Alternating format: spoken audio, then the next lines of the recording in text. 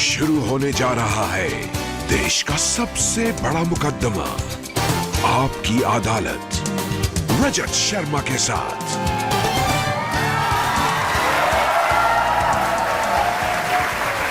नमस्कार, आपकी अदालत में आपका स्वागत है। आपकी अदालत में आज पेश करेंगे एक ऐसी शख्सियत को जिसे 55 साल तक आपने बहुत प्यार किया, अपने प्यार से, दुलार से, मान सम्मान से सुपरस्टार बनाया। ऐसा एक्टर जिसने आपको कभी रुलाया, कभी हंसाया, लेकिन आपने हर रूप में उसे बहुत प्यार किया। Please welcome one and only Dharmendra.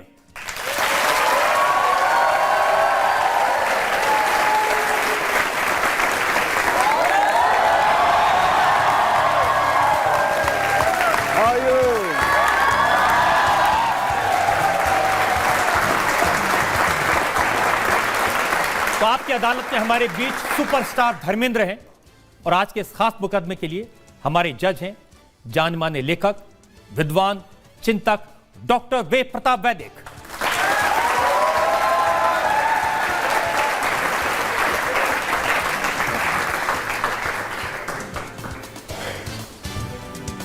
इससे पहले कि मुकदमा शुरू करें, आज के जज डॉक्टर वेद प्रताप वैदिक की इजाजत चाहेंगे आज की कार्रवाई शुरू करने के लिए।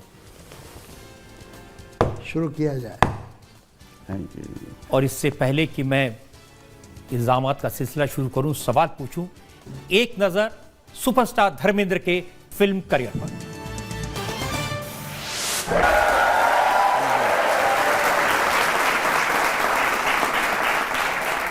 लवली, आपने खूब दिखाया मुझे। वो तो अच्छा दिखा दिया, मुकदमा अब शुरू होगा। तो आइए शुरू करते हैं आज का मुकदमा सुपरस्टार धर्मेंद्र पर। आपकी अदालत में पहला इल्जाम। आपकी अदालत में सुपरस्टार धर्मेंद्र पर इल्जाम है कि ये मनमानी करते हैं। धर्म जी, ये बात बचपन से है। आपके पिताजी चाहते थे पढ़ाई करें, बेटा पढ़ लिख के कुछ बने, और आपने उन्होंने तो फिल्में भी नहीं देखने दी थी, पाबंदी लगाई हुई थी फिल्मों पर। जी हाँ, वो पिताजी के साथ साथ स्कूल टीचर थे। अंदाज़ा लगा कितने डिसिप्लिन होंगे। मुझे याद है एक दफ़ा मैं छोटा था तो जी चाह के उनके साथ सोऊं मैं जाके, तो माँ से कहा कि मैं बाबूजी के साथ सोना है। तो कहती सुला लो ना इसे, सोना चाहता है। तो मैं गया, लिहाफ उठाई, गले से लग के सोने लगा। तो कहने लगे पहाड़े सुना बच्चे। अब मैंने सोचा मैं सोने आया हूँ, मरने नहीं आया। सुनाने पड़े इस तरह। अच्छा डिसिप्लिन, उसी वजह से जो मैं हूँ आज, अपने माँ बाप की जो सभ्यता, जो तहजीब व तमद्दुन मुझे मिला है, उसी की देन हूँ मैं आज। तो पहली फिल्म कौन सी देखी आपने जब पाबंदी हटी है? पहली फिल्म मैंने शहीद देखी थी। जब बाबूजी के स्कूल से बाहर निकला तो ऐसे लगा कि मुझे आज़ादी मिल गई। तो देखकर मैं देखते ही रह गया, यार ये क्या है, क्या ये चीज़। दिलीप कुमार, कामिनी कौशल, तो लगा ये हसीनो जमील शहजादे, ये अप्सराएं कहाँ रहती हैं। ऐसे लगा ये मेरे हैं, मुझे इनके पास जाना चाहिए, I am one of them. तो कुछ इस तरह से लगा। और क्या कि मेरी इबादत में तासीर थी और मासूमियत थी। उस गर्मी से मालिक पिघल गया होगा जो मुझे मौका मिल गया। लेकिन मैंने सुना कि जब आप मुंबई आए थे, प्रोड्यूसर्स के पास जाते थे तो वो कहते थे भाई पहलवान जी जाके कुश्ती लड़ो, यहाँ क्यों आ गए? ये हुआ एक पिक्चर में। हालांकि मुझे बंदनी के लिए साइन हो गया था मैं, लेकिन बिमलदा और गुरुदत्त ये लोग आराम से फिल्में बनाते थे। तो फिल्म बनने में वक्त हो गया। और बॉम्बे जैसे शहर में मैं एक मिडिल क्लास फैमिली का इंसान, कैसे अपना ज़िंदगी गाड़ी तो चलानी पड़ती है। तो इतने में लव इन शिमला के लिए मुझे बुलाया गया। तो मेरे टेस्ट होने के बाद कहने लगे मैं हॉकी प्लेयर नहीं, मुझे हीरो चाहिए। तो मैंने कहा अच्छा जी नहीं ना सही। तो इस तरह से कई होता है, चलता है। लेकिन सेल्फ रिस्पेक्ट बना के रखी। काम मांगना तो कोई बात नहीं, work is worship for me, काम को पूजा समझा। लेकिन आपको कभी लगा कि अगर नहीं चले तो क्या करेंगे? हाँ, उसका मैं किस्सा आपको सुनाता हूँ। जब मैं मैं थोड़े पैसे कमाने लगा तो फिएट गाड़ी ली मैंने कोई 18,000 में। तो मेरा भाई अजीत कहने लगा भाजी वो हैरन ले लेते, वो अच्छी थी, वो खुली गाड़ी में हीरो भी अच्छा लगता है। मैं कहा अजीत इस इंडस्ट्री का भरोसा नहीं भैया, जाना तो नहीं यहाँ से, अभी बन के जाऊँगा कुछ ना कुछ, अगर वक्त लग गया तो मैं फिएट की टैक्सी बना लूँगा, टैक्सी बना के चलाएंगे, फिर स्ट्रगल करेंगे। तो इस तरह की सेंस ऑफ रिस्पॉन्सिबिलिटी शुरू से थी कि लेकिन अच्छी फिल्में शुरू में की आपने। सत्यकाम की बहुत तारीफ हुई, फूल और पत्थर की बहुत तारीफ हुई, बंदनी जैसी साफ सुथरी फिल्में की आपने। लेकिन बाद में ये जट यमला पगला दीवाना,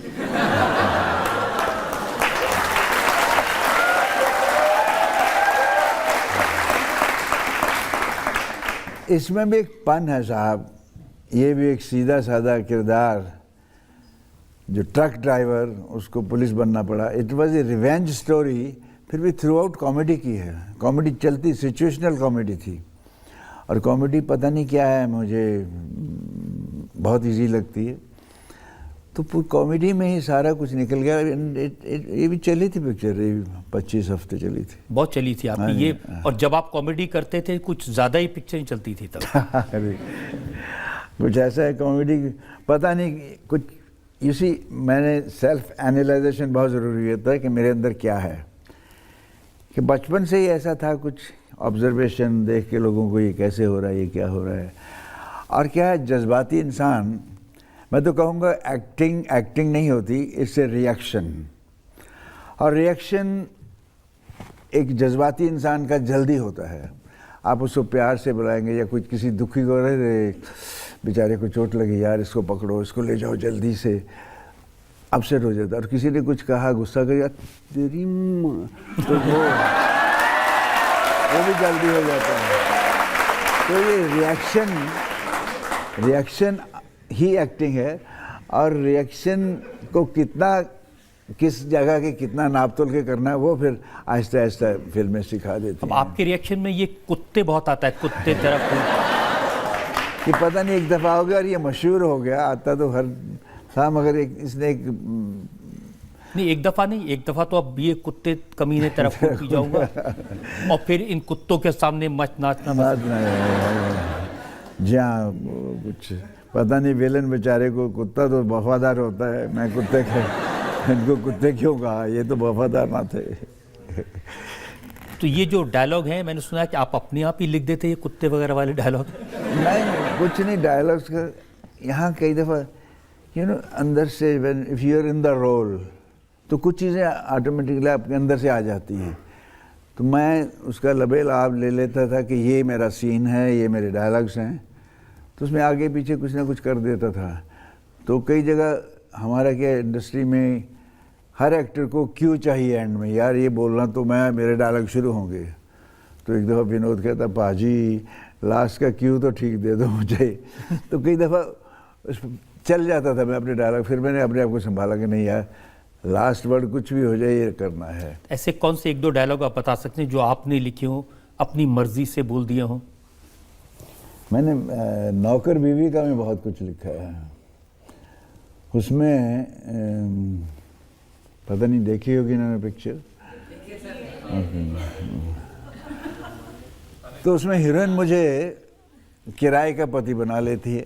वो बचपन में वो मेरी मंगेतर थी, बाद में मैं हालात ने बदला, तो मैं कहा कि मैं पति तो हूँ ही, सोने दो इधर ही बेडरूम में। कहती नहीं यहाँ नहीं, चलो अंदर। बाथरूम में धक्का दिया, मुझे अंदर गया, तो मैंने यार ये बाथरूम में, तो हम बचपन में वो लूडो खेलते थे ना, डायस होता है, तो मैं डबिंग में भी ठीक कर जाता हूँ कई दफ़ा। तो मेरा मुंह इधर था, तो मैंने कहा देखूँ क्या कर क्या रही है ये। तो मैं जब इधर घूमा तो मैंने कहा इतना बड़ा लूडो खेलने वाला कहाँ से ले आई।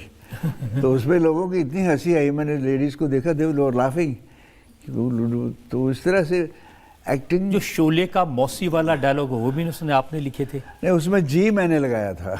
अच्छा।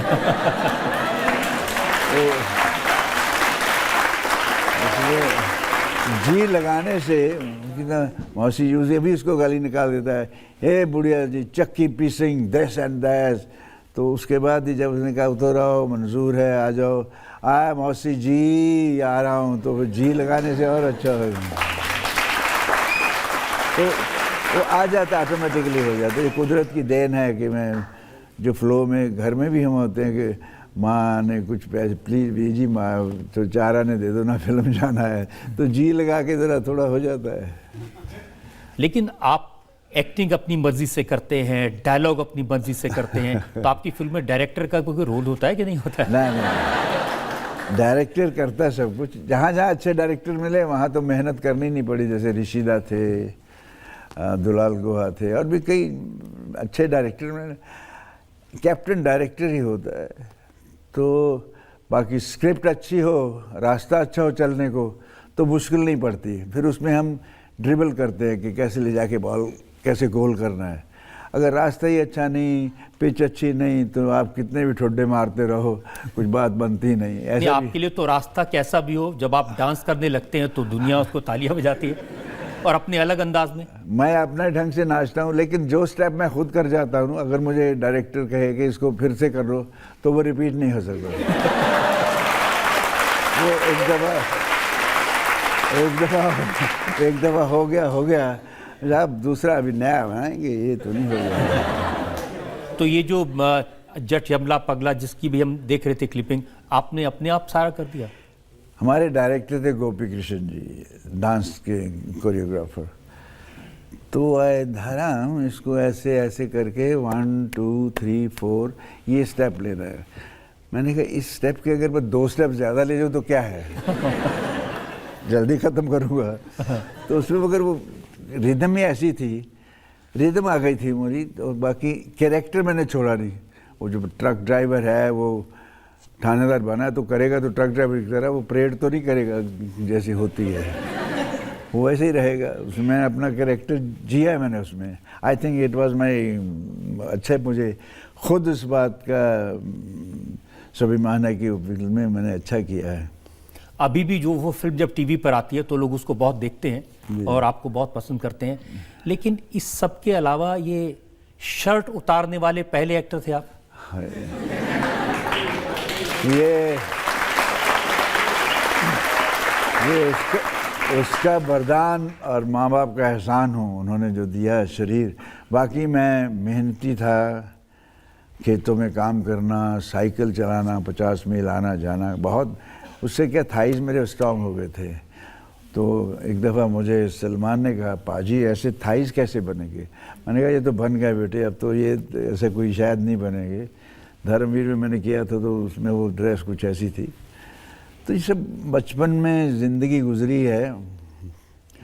एक हम लोग कहते हैं मिडिल क्लास या लोअर मिडिल क्लास, कुछ नहीं होता, सब गरीब ही होते हैं। तो मैं यहाँ के गुर्बत नाम की नंगी तलवार पर चलकर मेरी ज़िंदगी ने तवाज़ुन सीखा है।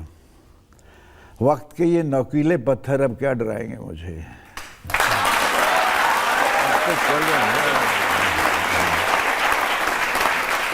लेकिन आजकल सलमान खान शर्ट उतारते हैं। जी हाँ, वो उसको इसी एक ऐसा दौर चल पड़ा है अभी, एक्टर बनने के लिए अच्छा शरीर, अच्छा डांस ये लाजम हो गया है। हमारे वक्त में तो नाचने को कहते थे यार ये नाचना नचार बन गया क्या, मर्द तो नचाते हैं नाचते नहीं। तो इसलिए सीखा नहीं डांस। फिर भी मुझे एक दफ़ा मेरे जो पहला दिल भी तेरा हम भी तेरा के डायरेक्टर था अर्जुन हिंगोरानी, मेरा अच्छा यार था। उसके पास 10 रुपये होते थे तो मुझे 5 दे देता, तो इतना दोस्त था। खैर उसने मुझे डांस सिखाने के लिए भेजा, स्टैंड सिनेमा के पास स्कूल था कि डांस सीखो, तो सिंधी हैं ना, डांस सीखना पड़ेगा, थोड़ा सुनता भी कम थे। तो हाँ मैं सीखूँगा जाओ। तो वहाँ फॉक्सट्रॉट शुरू हुआ ना, 1 2 3 4 लड़की थी, तब मैं बहुत शर्मीला था, अभी हूँ ऐसा। तो करके मैं यार क्या इनके साथ 1 2 3 4 करता रहूँगा। नीचे समोसे थे, चाय की दुकान थी, पी के तो अपना आ जाता था करके। तो 31st नाइट आई तो उन्होंने कहा बुलाया मुझे सीसी क्लब में कि इधर मैंने कहा मेरे पास सूट नहीं यार, मैं कहता वो फिल्म वाला पहन लो, एक वाइट कलर का अच्छा सूट था, पहना, मेरी नॉट खुल गई चर्च गेट स्टेशन पे, तो मैं किसी को पूछ रहा हूँ यार मेरी नॉट बांध दो उससे नॉट ठीक करवाई, क्लब वहाँ पहुँचे तो अर्जुन कहता करेगा डांस, मैं हाँ करूँगा क्यों नहीं। तो खिमा उनकी सिस्टर थी कि जाओ खिमा इसके साथ डांस करो, जाओ देखो कैसा करता है, आओ। तो मैं गया तो मेरे पैर खिमा के ऊपर, खिमा गई कि ठग, मैंने उसे कहा भाई को मत बताना तो उसने कहा नहीं मैं नहीं बताऊंगी। इस तरह फिर निकल गया, लेकिन मैं रिदम को कैसे न कैसे पकड़ लेता था।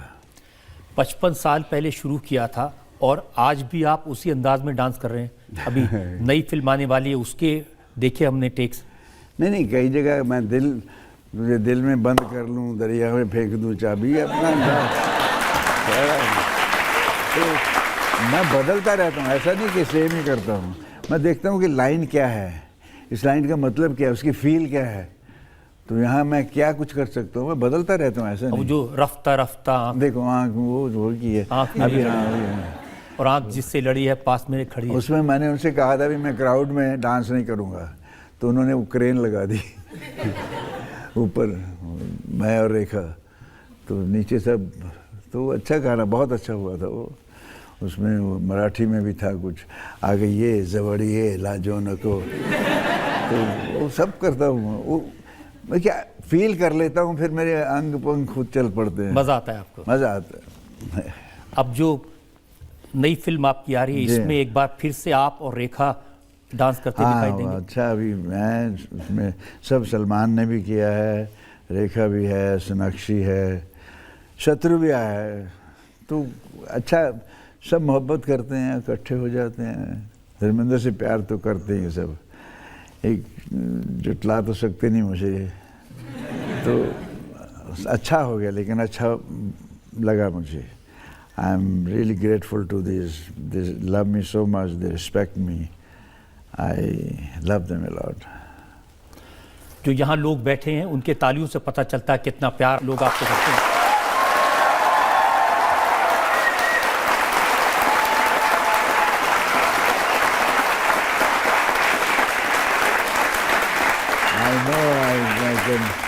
I can look in their eyes, I can smell, खुशबू आ रही है मोहब्बत की।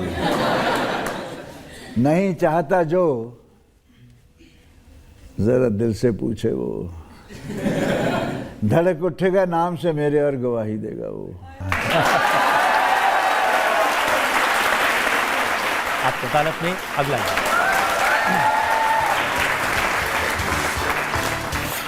आपकी अदालत में फिल्मी दुनिया के लेजेंड धर्मेंद्र पर आरोप है कि ये बेपरवाह हैं।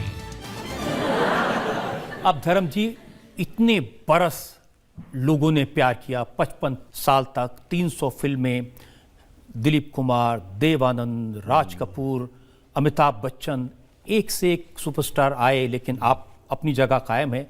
लेकिन अपने बारे में थोड़ा कम सोचते हैं, कभी कोशिश नहीं की नंबर 1 बनने की? ठीक है साहब, हमारी इस फिल्म इंडस्ट्री का बाबा आदम निराला है। यहाँ कभी कोई कुछ भी नहीं होता और कभी कोई जैसा कोई नहीं होता।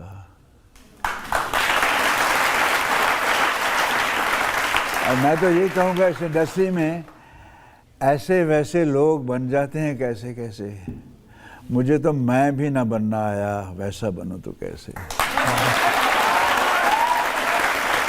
इसके लिए एक बड़ा बाजू शेर है कि वो फिल्म ये नंबर 1 या स्टार ऑफ देश, स्टार ऑफ सेंचुरी देश, अब सो मैनी चीज़ें, कोई बादशाह, कोई कुछ हो जाए।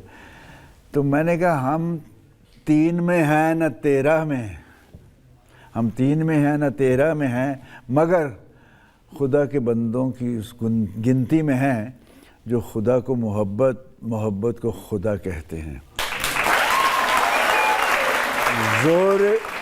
जोरे मोहब्बत बना लिए हैं घर दिलों में, अब दिलों से निकाले हम कहाँ निकलते हैं। इस तरह से चला आ रहा है। मैंने कुछ ज़्यादा ये नहीं कि मुझे वो मिल जाए, मैं ये कर लूँ, या मैंने पैसे नहीं बढ़ाए लोगों की तरह, मुझे मार्केटिंग होती ये नहीं आता। तो मुझे यही था कि मैं लोगों के दिलों में बस जाऊँ किसी तरह, लोग मुझे प्यार करने लगें। पैसे तो आएंगे, कुछ भी है, लेकिन मुझे पैसे की इतनी ना, मुझे शोहरत तो एक नशा है साहब, चढ़ता है उतर भी जाता है, लेकिन मोहब्बत एक ऐसा जज्बा है जो दिलों में घर कर जाता है। और ये मोहब्बत लोगों के दिलों में जज्बा घर कर चुकी है, अब ये निकाल नहीं सकते।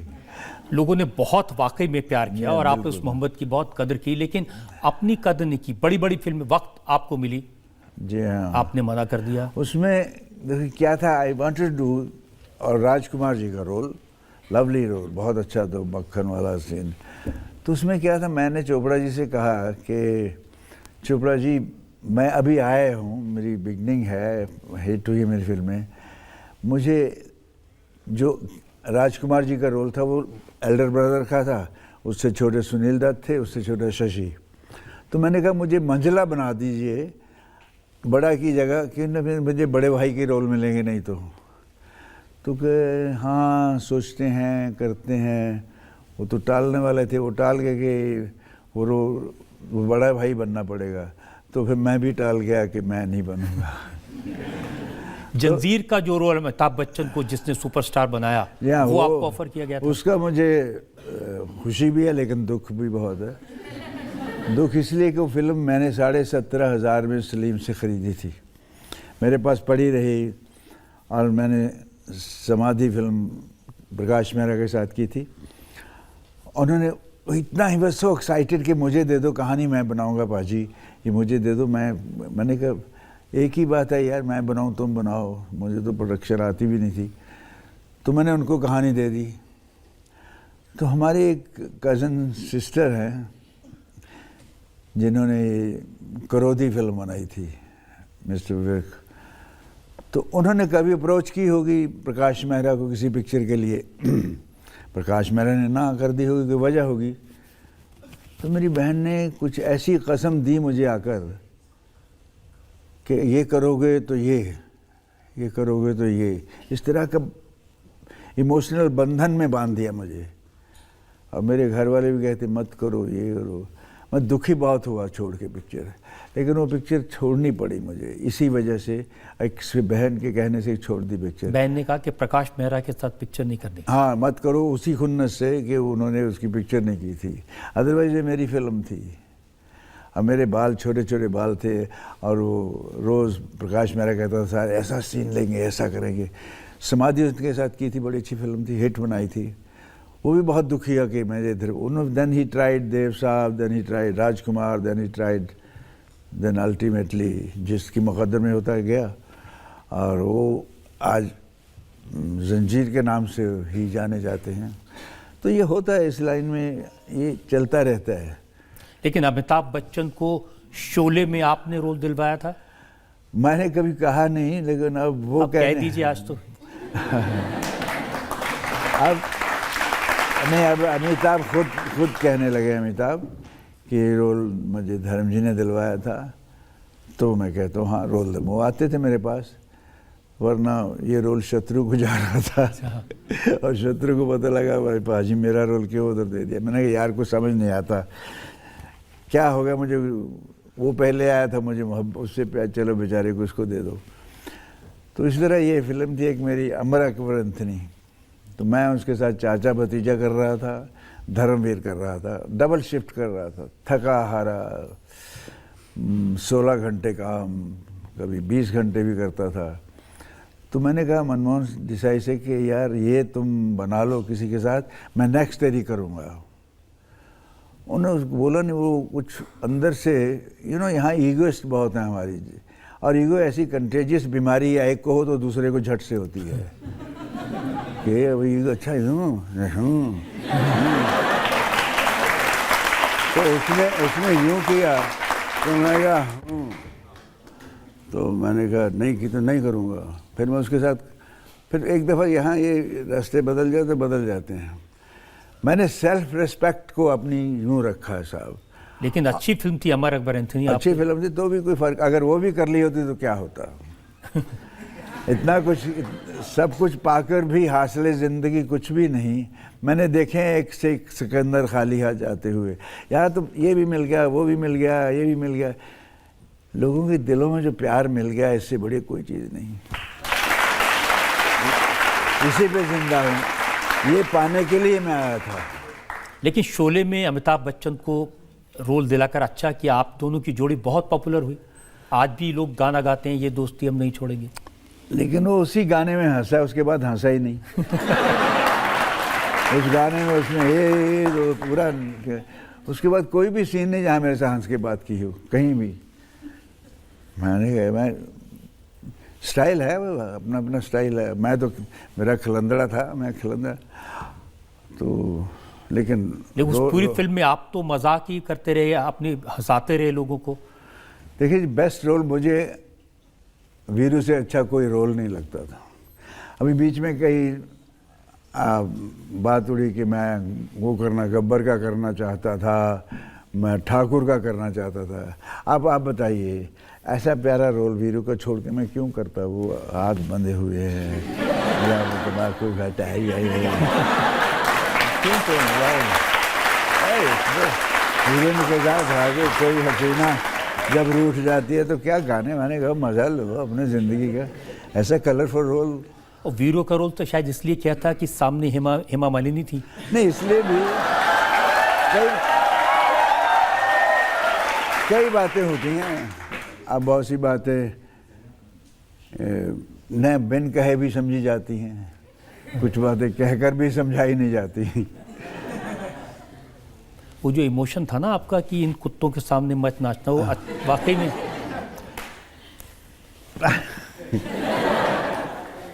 बहुत सारी कहानियाँ इस बात को लेकर चलती हैं कि आप अपने ऊपर ज़्यादा ध्यान नहीं देते थे।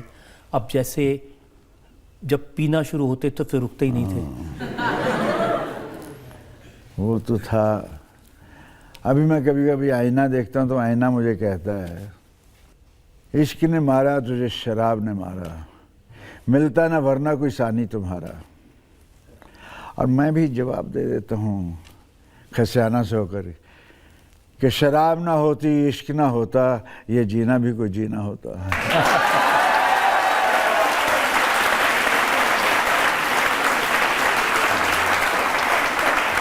लेकिन ये सही है कि हमने कहानियाँ सुनी मुंबई में जिस तरह से बरसात होती है और नॉन स्टॉप कई दिन चलती है, तो नॉन स्टॉप कई ऐसा नहीं। मैं बीच में छोड़ता 6 महीने और बैडमिंटन खेलता था, स्वेट आउट करता था ठीक अपने को करके, फिर शुरू हो जाता। तो मैं थोड़ा एक्सट्रीमिस्ट हूँ।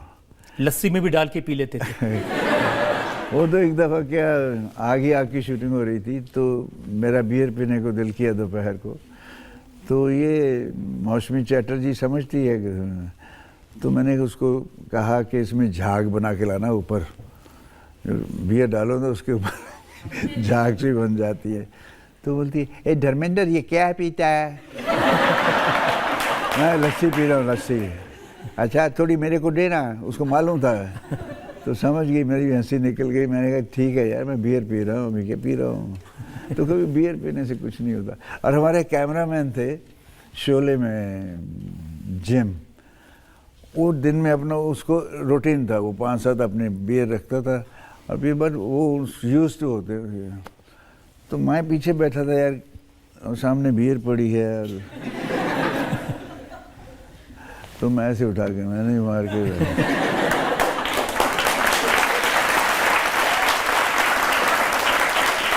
तो उसके बाद उसने देखा यार मैं तो थोड़ी पी ये तो प्रोडक्शन वाले ने कहा साहब आज 12 बोतल हो गई। कहते मैं नहीं यार, इतने how it happen I don't know. And then gradually फिर एक दिन उसने मुझे देख लिया ऐसे, ओ यू डिड इट। तो चलता है। I used to enjoy life यार। मैंने आपको फिल्म फेयर के अवार्ड फंक्शन में देखा था। जी हाँ, वो भी आपने देखा था, मैंने भी आपको देखा था। लेकिन मैंने आपको पीते देखा था। आपने मुझे, अब मैंने आपको ताड़ते देखा था। आप मुझे ताड़ रहे थे और मैं अपना लगा रहा था। तो अभी फिल्म फेयर का फंक्शन है तो मज़ा लेना चाहिए। लेकिन लोग तो ये जानना चाहते हैं कि इतनी पीने वाले जिसको जिसके बारे कहते हैं ना कि फिल्म इंडस्ट्री का बिगेस्ट बूजर, लेकिन जब आप रोल करने के लिए मैदान में उतरते थे तब कोई असर नहीं दिखाई देता था? मेरा लिवर बहुत स्ट्रांग है। वहाँ मैं फिर भूल जाता था। मैंने हर किरदार में अपने आप को ढाला है। मेरी कोई मेथड एक्टिंग नहीं थी, मैं कोई स्टाइल नहीं बनाता था, फिर भी मैं चुपके चुपके में कुछ और लगता हूँ, शोले में कुछ और लगता हूँ, प्रतिज्ञा में कुछ और लगता था, नौकर भी, हर जगह मुझे खुद ही लगता था ये मैंने किया। And I used to feel happy about it कि बगैर मेथड एक्टिंग के नहीं तो बहुत मुश्किल हो जाता है। उसके बगैर अगर कर जाओ और अच्छा लगे तो बड़ी अच्छी बात होती है। स्टंट अपने करते थे खुद अपने आप? हाँ, स्टंट भी किए बहुत। स्टंट तो ऐसे कि घोड़े में फुल गैल्प आकर शोले में दूसरे आदमी पे जंप किया, उसको लेके नीचे गिरा और उस घोड़े पे सवार हुआ। वो घोड़े के हूप्स बिल्कुल जो गिरा था आदमी उसके ऊपर जा रहे थे। मैंने घोड़ा खींचा बहुत ज़ोर से, तो लकीली घोड़ा इधर गिरा, मैं इधर गिरा। और एक शॉट था मेरा गांव मेरा देश में, तो हमारे डायरेक्टर बड़े इमोशनल, तो मैंने अपने जो स्टंट डायरेक्टर थे उनसे कहा इनको बोलना नहीं कुछ। वो उसमें सीन था कि डाकू मुझे लाके ठिकाने पे छोड़ेंगे, तो घोड़ा ला के मुझे वहाँ पटक देता, अलग होता है, मैं गिरता हूँ। That shot I gave my self. अभी भी कभी मौका लगे देखिएगा। तो मैंने कहा कि इनको पकड़ना, शॉट ख़राब ना हो जाए। तो जब मैं गिरा तो उठे, वो गए धर्मेंद्र, तो उसको पीछे खींच लिया। ये क्या यार, ये तुम बोले क्या बॉस, क्या हो रहा है? बोले साहब हमने सोचा था कि आप नहीं करने देंगे, वो करेगा। तो कर जाता था मैं, इसमें मज़ा आता था। दिलेर भी था, गांव में रहने वाला, तो तालाब के किसी बड़े बैनियन ट्री से छलांग मारते थे नाक पकड़ के, पता नहीं क्या हाइट होती थी, और घर वाले कपड़ों से सूंघ के बताते थे कौन सा तालाब से आया ये। एक फिल्म में चीते से लड़ाई करनी थी, वो भी आप खुद भिड़ गए? वो डुप्लीकेट थक जाता था। वो डुप्लीकेट का, तो मैंने कहा हट पीछे यार, मुझे ये क्या तू ऐसे ऐसे कर रहा है। तो कोई आपको समझाता नहीं था कि इतने बड़े एक्टर, इतने बड़े स्टार, कहाँ आप चीते से उलझ रहे हैं? पहले दिन मैं गया, देवर थे डायरेक्टर, फर्स्ट डे 4 टाइगर मुंह खुले हुए मेरे सामने छोड़ दिए। अब मैं जी पे कर रहा हूँ है। तो साले, और वो एक जो उनका मद्रासी स्टाइल में, सर ये बहुत राउडी केयरफुल। मैंने कहा तेरी मारे। मैं ड्राइवर से कहा तू रिवर्स लगा के रखना यार, जीप वाले को, जीप वाला भी डरा बैठा थे। तो हम एक्टर को तो एक्टिंग करनी पड़ती है, तो फिर मैंने करना पड़ा, तो करते जाते हैं। पहले दफ़ा मुझे लगा था कि ये खुला है, कहीं हाथ में मुंह ना ख़राब हो जाए, एक्टर बनना, कल इधर से छील के ले गया तो क्या। तो थोड़ा तो फिक्र होता है, ऐसा नहीं, फिर भी केयरफुली मैं कर जाता था। कुछ दलेरी दी है भगवान ने, नेकी भी दी है, दलेरी भी दी है, सब कुछ दिया है। वो गुण जो एक एक्टर में होने चाहिए उसने दे दिए हैं, कुछ शायद बाकी हो। सारे गुण आपको भगवान ने दिए, मोहब्बत जनता की दी, फिल्में सुपरहिट हुई, लेकिन अवार्ड मिलने में थोड़ी कोताही हो गई। हाँ, वो अवार्ड देने में या लेने में कोताही हो गई। आप अवार्ड लेने आने चाहिए साहब। मैंने देखा, बाद में देखा, पहले मुझे लगता था यार ये ट्रॉफी लेते हैं, फ़ोटो भी खिंचवाते हैं, मैं भी खिंचवाऊँगा। फिर मैंने देखा ये तो कुछ मामला अंदर ही अंदर से पकता है, खिचड़ी पकती है तो ले जाते हैं। तो वो खिचड़ी पकानी मुझे आती नहीं और ना आएगी कभी। तो अवार्ड, ये अवार्ड के कम ही इधर बैठे हैं। इससे बड़ा अवार्ड क्या होगा? लव देम, यही है। कहते हैं शेर अपने उनका ही है कि आवाज़ खल्क नक्कारा खुदा होती है। तो इनकी आवाज़ सुनता है वो, और इसलिए मैंने एक लाइन जोड़ दी और अपनी, क्योंकि लिखने का शौक़ है कि आवाज़ खल्क अगर नक्कारा खुदा होती है तो खिदमत खल्क भी इबादत खुदा होती है। उनकी खिदमत करो। मैं अपनी एक्टिंग के ज़रिए खिदमत कर रहा हूँ, तो ये मेरी आवाज़ पहुँचा देते हैं कि यार हमारे धर्मेंद्र का ख्याल रखना भगवान, ऊपर वाले तो कहते होंगे। आज इनकी कोशिश तो होती है। और जब भी मुझे कभी अवार्ड मिलता है ना तो मुझे कई दफ़ा फ़ोन या लेटर आते हैं कि साहब ये हमें मिला है अवार्ड। जब आपको मिलता है हमें खुशी ऐसे लगती है हमें। तो हर अवार्ड जब भी मिलता है तो मैं कहता हूँ ये भी आपके नाम है, इन्हीं के नाम है अवार्ड। आपकी अदालत में अगला। आपकी अदालत में फिल्मी दुनिया के लेजेंड धर्मेंद्र पर आरोप है कि ये बड़े आशिक मिजाज हैं। धर्म जी, मैंने सुना कि आपकी तस्वीर तकिए के नीचे रख के लड़कियां सोती थी। सुना तो मैंने भी है, लेकिन आपकी खूबसूरती के किस्से सुने। जया बच्चन ने आपको ग्रीक गॉड कहा। दिलीप कुमार जैसा लेजेंड उन्होंने कहा कि ही मैन है। जी हाँ, सब तारीफ तो करते हैं, लेकिन मुझे सुनने के बाद मैं डर जाता हूँ और मेरे पैर मजबूत हो जाते हैं। लेकिन मैं कि यार ये मकाम जो इन्होंने दे दिया मैं इस काबिल तो हूँ नहीं, अगर मिला है तो इसको बनाए कैसे रखूँ। और इसी कुछ कुदरत की देन है, मैंने तो कुछ मैं करता भी नहीं, मैं सिंपल आदमी हूँ। और हाँ, मर्द हूँ। मर्द अगर थोड़ा चंचल ना हो और थोड़ा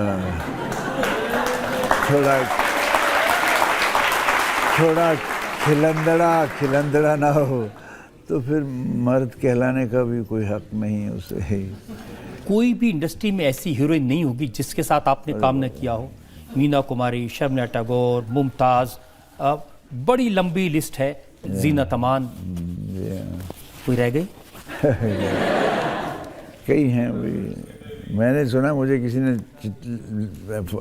भेजा उस पर कि आई वर्क विद 70 हीरोइंस। जी, अभी मैं उसकी लिस्ट बनाऊंगा, गिनता हूँ, मैं फिर भूल जाता हूँ, गिनती मेरी कमज़ोर है। तो कुछ करके मैं सोचूंगा कि किसके ऐसी हीरोइंस श्रीदेवी हैं। जी हाँ, श्रीदेवी, जीनत अमान या फिर डिम्पल, ये ऐसी हीरोइंस है जिनके साथ आपके बेटे सनी हीरो आ रहे थे। हाँ, वो एक दौर था। अभी कोई और होता तो पता नहीं गिनी बुक के पास पहुंच जाता कि बाप बेटे दोनों हीरोइनों के साथ हर फिल्म में इतना लेके पहुँच। तो हमारी गिनी बुक तो यही है सारे। ये गिनी बुक क्या वो हीरोइंस हैं या नहीं? मतलब नहीं, ये जो अवाम है ये गिनी बुक ये हैं। वो कुछ मेरा क्या है कि मैं एक सिंप्लिसिटी है और ज़्यादा रोमांटिक हैं। और सिंप्लिसिटी में रोमांस होता है। जज्बाती हूँ, जज्बात में भी रोमांस होता है, बगैर रोमांस के मतलब आपकी तो शुरुआत हुई, पहली फिल्म उसका नाम ही ये था, दिल भी तेरा हम भी तेरे। जी हाँ। और यही सिलसिला आज तक चल रहा है। पी शराब बेहिसाब, न रखा माशकों का हिसाब, संभाला किसे नहीं, गिरने किसे दिया, मुझे मिला मेरी वफाओं का सवाब।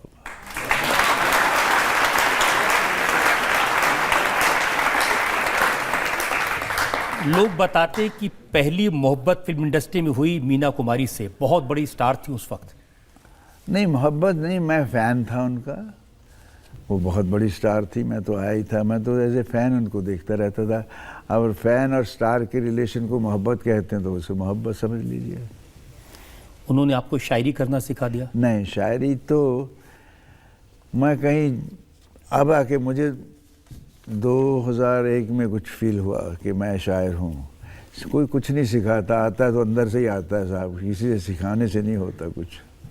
और उन्होंने आपको पीना सिखा दिया? नहीं, बिल्कुल कोई नहीं। मुझे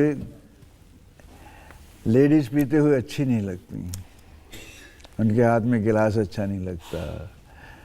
पता नहीं क्या है, ये महिला है, ये इसका एक अपनी तस्वीर है मेरे मन में कि वही जो हमारे तहज़ीब व तमद्दुन में कि ये हैं just to look at them, या इनके हाथ में वो चीज़ें अच्छी नहीं लगती।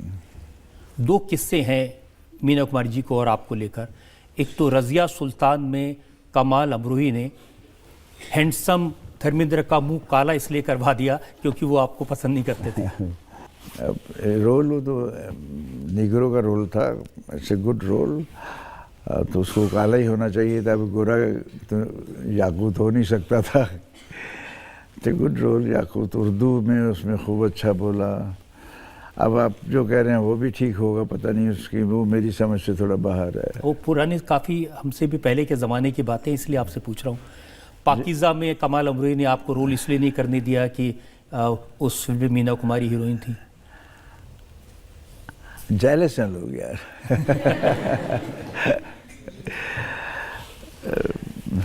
अब इसकी डिटेल में जाने से इसकी जो भी है वो कम हो जाता है। तो जितनी भी हीरोइन रही, सायरा बानो, जीनत अमान, मुमताज़, रेखा, जी हाँ। तो सबसे ज़्यादा फिल्में किसके साथ की? सबसे ज़्यादा हिट कौन सी? ज़्यादा तो मेरे हेमा के साथ ही चली है, सब 20-25 फिल्में कोई करीब सब हिट सुपर हिट होती रही है, ज़्यादा उनके साथ हैं। लेकिन मैंने सुना कि उनसे के साथ जब आप फिल्म करते थे तो थोड़ी शरारतें ज़्यादा करते थे। नहीं, शरारत तो हर किसी के साथ उनकी शरारतें नोट हो गई होंगी।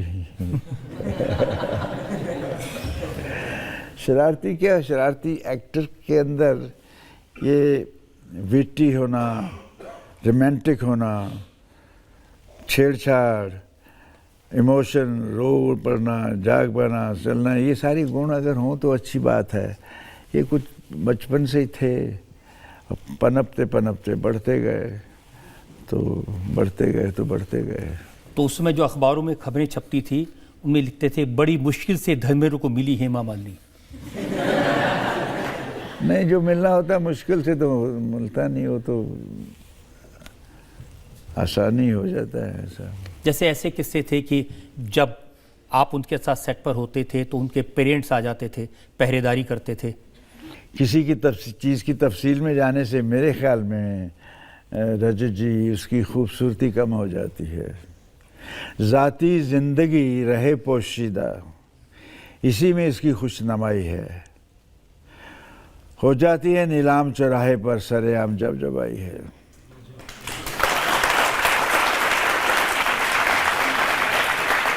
एक किस्सा मैं ज़रूर पूछना चाहता हूं कि वो कई जगह लिखा गया कि जो कैमरामैन था उसके साथ सेटिंग कर लेते थे और कहते थे अगर कान पे हाथ लगाओ तो रीटेक और नाक पे हाथ लगाओ तो टेक।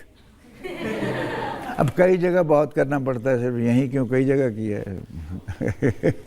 अच्छा। मैं शरारती तो था साहब, और लेकिन स्वीट शरारती है, नहीं कोई डर्टी शरारती नहीं था।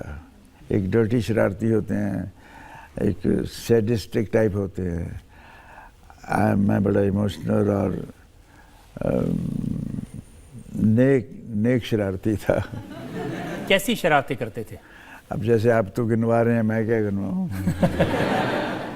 आपने रेखा जी के साथ बहुत सारी फिल्में की है, बहुत पहले की थी वो, काफ़ी साल पहले, तो अभी आप उनके साथ स्क्रीन शेयर कर रहे हैं फिर से इतने सालों बाद, तो आपका कैसा एक्सपीरियंस है उनके साथ में? अभी कैसा लग रहा है आपको उनके साथ इतने सालों बाद स्क्रीन शेयर करके? मेरी अच्छी दोस्त रही हैं, और वो दोस्ती जब एक दफ़ा हो जाती है तो किसी मकाम पे मिलो दोस्त दोस्त बनकर ही मिलता है। कोई उसमें कोई दर्जा नहीं रहता है, और ये मोहब्बत ऐसी है कि इसकी मिकदार होती हो। ये मोहब्बत होती है तो बेपना होती है, नहीं तो नहीं होती ना। इसका तो आज भी उसी लेवल से उसी जगह मिलते हैं। मैंने ये मकाम बना लिया है अपना इंडस्ट्री में। लोग मुझे जो आज से 10-20 साल पहले मिलते थे आज भी वही मिलते हैं, क्योंकि मेरी दोस्ती स्पॉट बॉय से लेके फाइनेंशियल तक थी। फाइनेंशियल का तो नहीं थी, लेकिन स्पॉट बॉय से लेके प्रोड्यूसर तक तो थी। मेरा व्यवहार सबसे एक जैसा था। प्रोड्यूसर से रेखा के बारे में पूछ रहे हैं आप, पता नहीं क्या क्या बता रहे हैं। रेखा बड़ी सोहनी कुड़ी है जी, हाल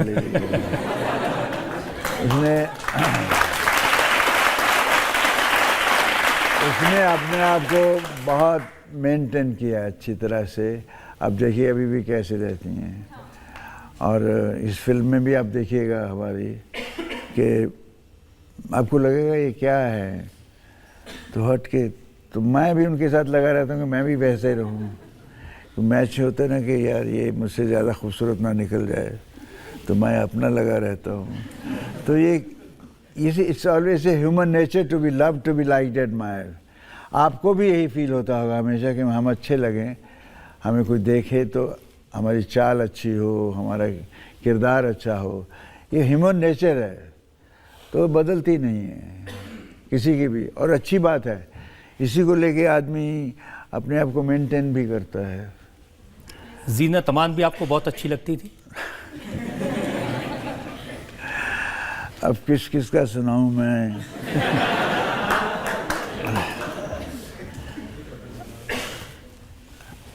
अब तो मुझे खोल देंगे। सब मेरे दोस्त हैं, अच्छी दोस्त हैं। अब एक अच्छा वक्त गुजरा है, बहुत प्यार भरा, और खुश हूँ मैं। मुमताज़ के साथ भी आपकी जोड़ी काफ़ी हिट थी। Mehmood also great, is a nice lady. आज मौसम बड़ा बेईमान है, तो होता था, चलते थे, मज़ा था। तो मौसम वाकई में बेईमान हो जाता था? अब बहुत डायरेक्ट हो रहे हैं। कुछ अंदाज़ा भी लगा लिया करो। हर इल्ज़ाम पूछकर ही पूछा जाए तो, क्योंकि पकड़ने वाले तो तलाश कर ही लेते हैं। अगर इल्ज़ाम लगाने के मुल्ज़िम के बगैर बताए भी गिरफ़्तार कर सकते हैं आप मुझे। आपको जनता के प्यार ने तो गिरफ्तार किया ही हुआ है। हाँ बिल्कुल, हाँ, वो गिरफ़्तारी के लिए तो मैं इनका तहे दिल से शुक्रगुजार हूँ।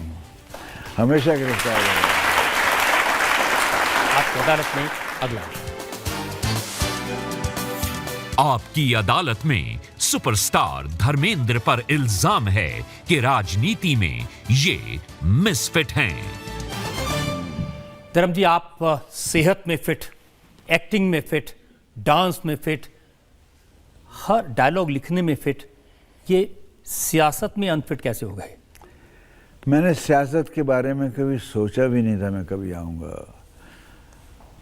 मैंने ख्वाब में भी नहीं सोचा था। लेकिन कुछ भाइयों ने मुझे मिले जब, तो मैंने कहा यार वहाँ अच्छे लोग कम होते हैं। तो बोले अच्छे लोग आएंगे नहीं तो अच्छा कैसे होगा। वो बात मुझे ऐसे लगी जैसे मैं ही एक बस मैं बड़ा अच्छा हूँ, मैं सब कुछ ठीक कर दूँ, मैं जाऊँगा तो हिंदुस्तान को ठीक कर दूँ। मगर ये जज्बाती लोगों का काम नहीं। यहाँ पे तो थिक स्किन होना पड़ता थोड़ा। यहाँ की बात कुछ भी कर गुजरते हैं ये। लेकिन ये 5 साल मेरी ज़िंदगी के मुश्किल घड़ियाँ थी, और इन 5 सालों में मैंने बीकानेर के लिए जो कुछ किया है उस मैं ही जानता हूँ। अगर कोई आपका जाए अभी जायज़ा लेकर आए तो उसके मालूम होगा उस 5 साल में क्या क्या काम हुए हैं, बेपनाह काम हुए हैं। फिर भी श्रेया नहीं मुझे मिला, काम मैं कर लेता था, पत्थर अपना नाम का कोई और लगवा जाते थे। तो मैंने कहा मैंने कौन से पत्थर देखने आना है, लगा रहा है पत्थर में मट्टी पड़ेगी हो जाएगा। मगर कुछ चीज़ें ऐसी थी जिसको मुद्दा बना के जीतते आ रहे थे लोग, कि वहाँ एक सूरसागर है, वो एक बीकानेर की रीढ़ की हड्डी पर एक फोड़े की तरह था, और लोग दुखी थे, घर छोड़ के जा रहे थे। उस जगह एक खूबसूरत जगह बना दिया मैंने, उसको बहुत खूबसूरत कर दिया। अभी लोग खुश हैं, वापस आ गए हैं, घरों की प्राइस बढ़ गई है, सड़कें ये वो काफ़ी कुछ किया है मैंने। मगर बहुत मुश्किल मेरा गुजरे मरा। मैं जिस वक्त हाँ कर बैठा उस वक्त मैंने बाथरूम में अब शीशे में अपना सर मारा था। जहाँ रूह सहमत नहीं वहाँ उसकी रहमत नहीं। मेरी रूह सहमत नहीं थी, मैं मान गया। इसलिए सहमत नहीं थी क्योंकि आप कहते थे एक्टिंग मेरी महबूबा है, जी हाँ। तो सियासत आपकी सौतन हो गई ना बिल्कुल सही कहा आपने।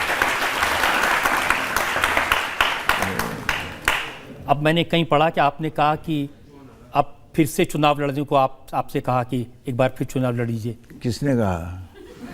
ये अखबार में छपा है, फिर आपने कहा कि कौन उल्लू का पट्टा दोबारा चुनाव लड़े। ये सही है, बिल्कुल ये कहा मैंने।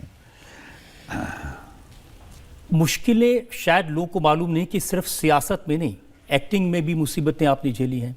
हकीकत में 19,000 फीट की ऊंचाई पर, जी हाँ, Khardung La highest road in the world, oxygen की कमी, वहाँ भी काम किया मैंने।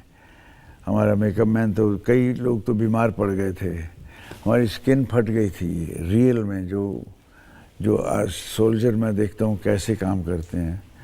और वहाँ वो LMG लेकर पूरे पहाड़ पे चढ़ के हम उतरे। मेरे साथ वो मैक जो सांबा बना था वो एक और थे, 3 आदमी थे। तो चेतन साहब ने कहा कि आप वहाँ जा सकते हो धर्मेंद्र, हमको जूम लेंगे, तुम जाओगे तो तुम्हारे साथ दूसरे भी चले जाएंगे। अब वहाँ गए तो जो मैक था, ओ सांबा, तो वो क्या कहता है, ई।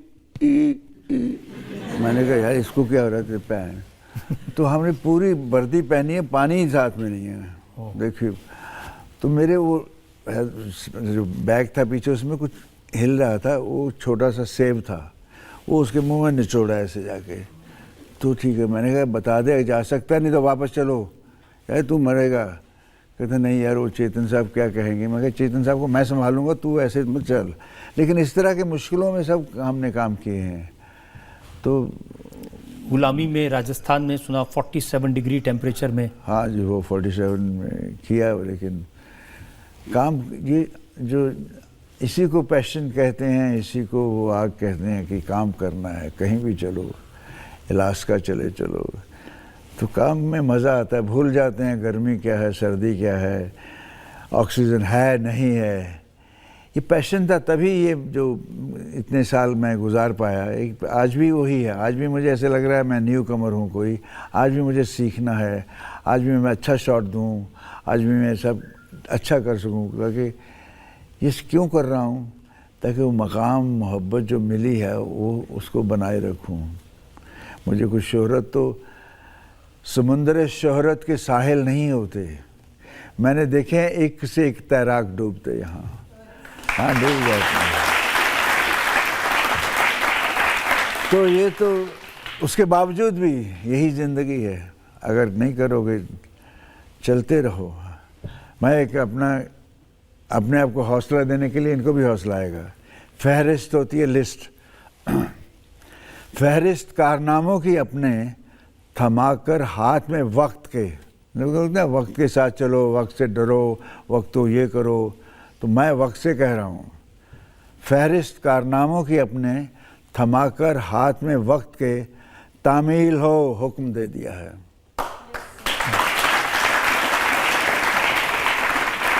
नक्शे पा, पैरों के निशान, नक्शे पा फतेह के अपनी छोड़ने बाकी हैं अभी, रुख हवाओं के मोड़ने बाकी हैं अभी, सबक खतरों को सिखाने बाकी हैं अभी। यलगार हो, बुलंद हो नारा जांबाजी, मिलेगा ना सानी कोई वर के तारीख अपना, जहाँ पे खेल जाने के इरादे बाकी हैं अभी।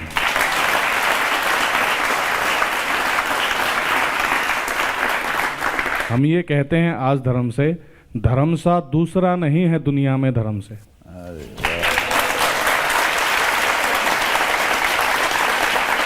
और मेरा सवाल ये है, मेरी उम्र 40 साल है, लेकिन मैं ऐसे लग रहा हूँ जैसे अंकल हूँ मैं आपका। और ये इस जवानी का राज क्या है, वो जरा हम कुछ लोगों को भी बताइए। देखिए साहब, रूह, चेहरा जो आपकी रूह का आईना है, प्यार मोहब्बत आपका सेंचता है जज्बात को मेरे, प्यार मोहब्बत आपका सेंचता है जज्बात को मेरे, इसीलिए आज भी जवान हूँ मैं।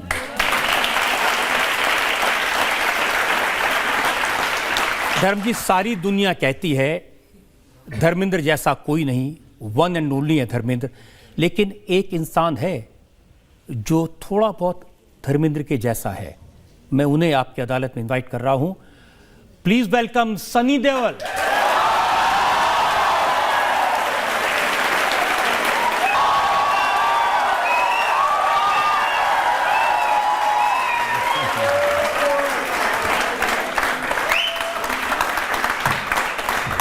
ये सरप्राइज है आपके लिए।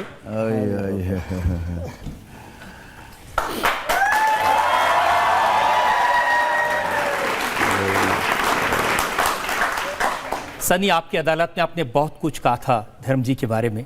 एक बार फिर आपकी आंख में आंसू है, इमोशन है, क्या कहना चाहते हैं?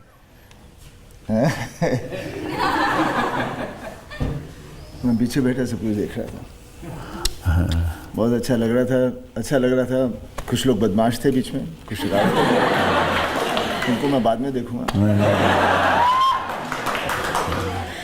लेकिन इतना सारा प्यार, और जैसे पापा ने कहा कि हम जो हैं क्योंकि हम आपके लोगों के दिल में हैं, और वो मुझे जहाँ भी हम जाते हैं हमें वही दिख रहा है, और यहाँ पर भी अभी आप लोग साथ में।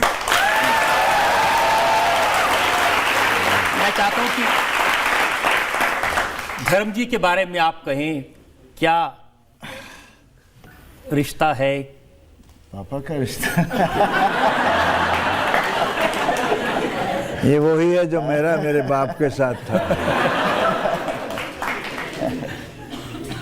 बस यही है कि हम लोग बहुत इमोशनल हैं, और जब भी कुछ होता है तो अपने आप आंसू आ जाते हैं। तो आंसू किसके पहले आते हैं, आपके या धर्म जी के? बेटा हूँ, छोटा हूँ, तो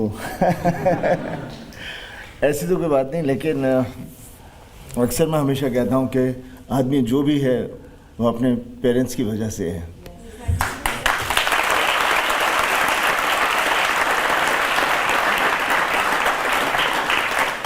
मैं तो धर्म जी आपसे कहना चाहता हूँ, मैंने इनसे बहुत सारी बातें की थी आपके बारे में जी।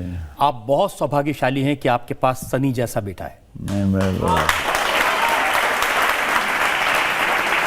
और हर बाप यही चाहता है कि उसका बेटा उसके ऊपर जाए, उससे ऊंचा मकाम हासिल हो। ये एक रिश्ता है बाप का जो चाहता है कि मेरा बेटा मुझसे बड़ा हो जाए।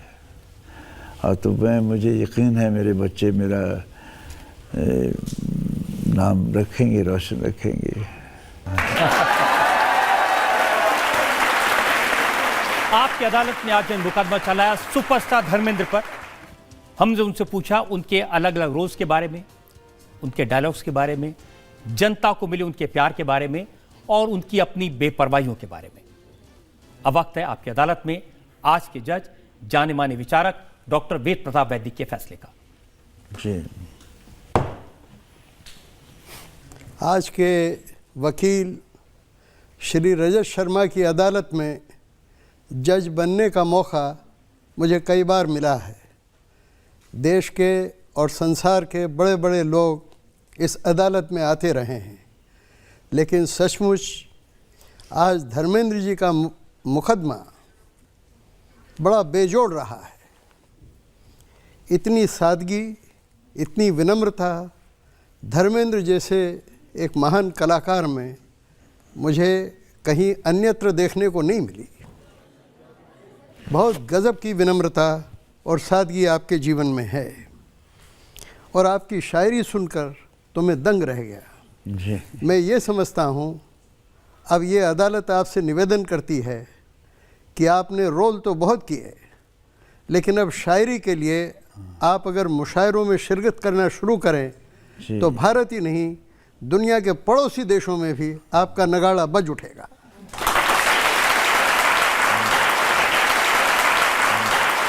और इतनी दो पंक्तियों में क्या गज़ब की बात आपने कह दी है। उन बातों से नतीजा ये निकलता है कि आप एक महान फिल्म स्टार ही नहीं हैं, एक बहुत अच्छे इंसान ही नहीं हैं, लेकिन आप में देव की दिव्यता का निवास है।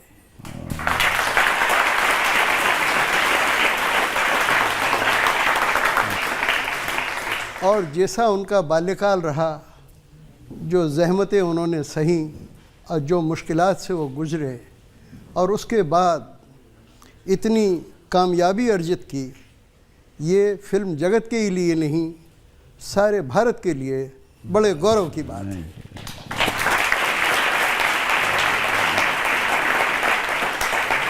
ये अदालत ईश्वर से प्रार्थना करती है कि धर्मेंद्र जी को 100 बरस ही नहीं, लेकिन जो प्रार्थना करते हैं सुबह, जीवेम शरद शतगम शृणुयाम शरद शतम प्रब्रवाम शरद शतमदीना, और उससे भी आगे 100 बरस से भी आगे का जीवन दे।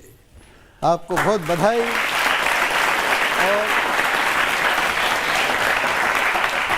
और आप पर जो भी आरोप लगे हैं उन सब से आपको मुक्त किया जाता है। आज मैं जिंदगी का सबसे बड़ा इनाम लेकर जा रहा हूँ। ये आपके शब्द बहुत खूबसूरत आपने मेरे लिए कहे। मैं आपका तहे दिल से शुक्रगुजार हूँ। आपने शायरी के बारे में कहा तो मैं कह देना चाहूँगा कि शायरी मेरी, बात ये दिल की तेरी मेरी। शायरी मेरी, बात ये दिल की तेरी मेरी। जिस दिल ने सुनी उस दिल ने कहा, कब इसने सुनी चुपके से कह दी।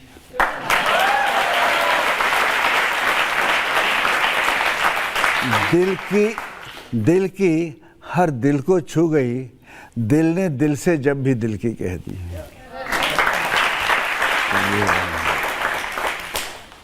आपको बरी किया जाता है जी। ऐसी अदालतों में मैं चाहता हूँ मुझे रोज बुलाया जाए। इस उम्मीद के साथ, इस यकीन के साथ कि धर्मेंद्र जी इसी तरह से जनता को एंटरटेन करते रहेंगे, लोगों का प्यार पाते रहेंगे, मान और सम्मान पाते रहेंगे और अपनी शायरी से लोगों का दिल जीतते रहेंगे। आज का शो यह खत्म करते हैं। अगले हफ्ते मुलाकात होगी एक नई शख्सियत के साथ। तब तक के लिए नमस्कार।